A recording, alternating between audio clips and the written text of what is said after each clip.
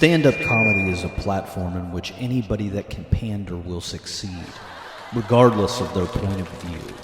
We've seen it go through waves of different influence that has been at the top of the game, and yet nothing stays the same. Made of an ocean of diverse talent that has conquered comedy and other areas of entertainment. It's a real shame it's so boring now. Take a look at someone like Joe Rogan, arguably the biggest media figure in the world at this point. The aliens might come down, and the first thing that they will probably hear is Joe Rogan, much to our chagrin. But a stand-up is no better than the guys he's made fun of on his podcast and in real life. It feels like one hack calling out another hack, in an endless cycle of bland conversations. Joe Rogan's despicable cadre includes Tony Hinchcliffe, a premier example of mediocrity. He's got to thank God every day for being surrounded by people who are actually funnier than him.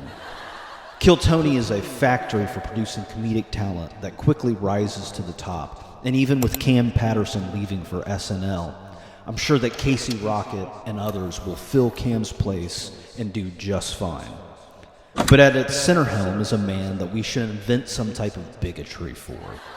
With the way that people hate him, I'm surprised somebody hasn't tried to kill Tony. You hear those ads that he has for that security service. What kind of deal do you think they have? When I worked in Army Surplus, we would work with these companies all the time. Some of them who had shady connections. What does a security service do that we don't see, and has anybody been killed in the process?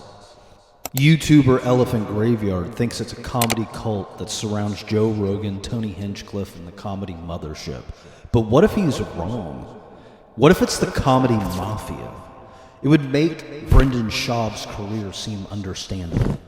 Having him be a comic so he could go to different cities and whack people.